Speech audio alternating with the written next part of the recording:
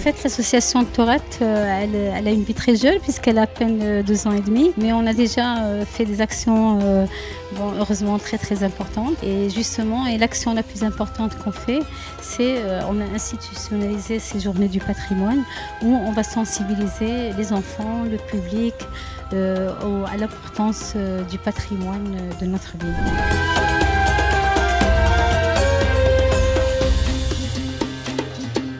Cette édition, la 3e édition, donc on a voulu faire des choses plus importantes que l'édition de l'année dernière. Donc on a multiplié les circuits. L'année dernière, on était juste sur le circuit Trezadria qui regroupait 3 monuments emblématiques, le Palais El-Badir, El-Bahia et les tombeaux saadiens. Et cette année, on a créé d'autres circuits autour de la Koutoubia, sachant qu'il y a plusieurs monuments qui ne sont pas très bien connus, qui sont autour de la Koutoubia, dont les vestiges de Qasr el-Hajar, monument emblématique qui date de l'époque almoravide, mais aussi la grande citerne d'eau que les gens ne connaissent pas beaucoup et qui date aussi de la période almoravide.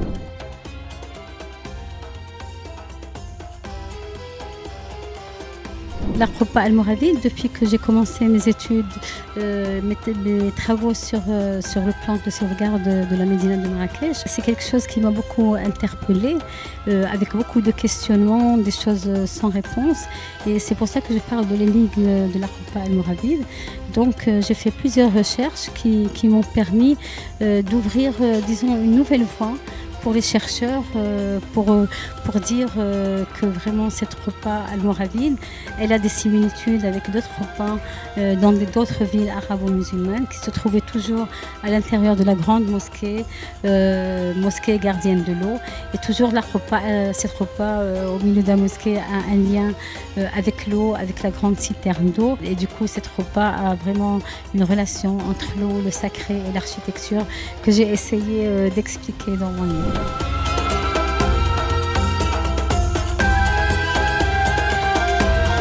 Alors justement, on a voulu vraiment faire le lancement d'un nouveau circuit qui est le circuit de l'eau, qui va en fait expliquer tout le système hydraulique ancestral.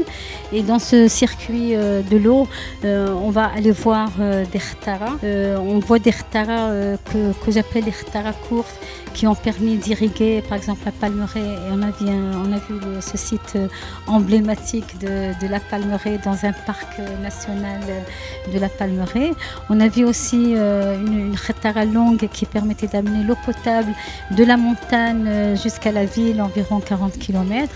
Et on a vu un grand bassin monumental. Aujourd'hui, on le nomme Sarij el-Wagr. On a vu aussi un petit musée qui avait été construit il y a 20 ans, et que l'association voudrait pouvoir le réaménager, trouver un sponsor pour le mettre en service et pour montrer justement ces khtaras d'en bas. C'est-à-dire on peut reconstituer un petit filet d'eau et montrer comment le système des khtaras fonctionnait. Donc c'est un projet que personnellement j'avais fait avec la commune de la Casbah environ il y a 20 ans, et qu'aujourd'hui j'espère intégrer ce projet dans le cadre de l'association pour pouvoir réouvrir ce projet de manière à montrer cette importance des khtaras qui aussi doivent être classés patrimoine mondial. Il y a beaucoup d'associations qui se battent pour ça.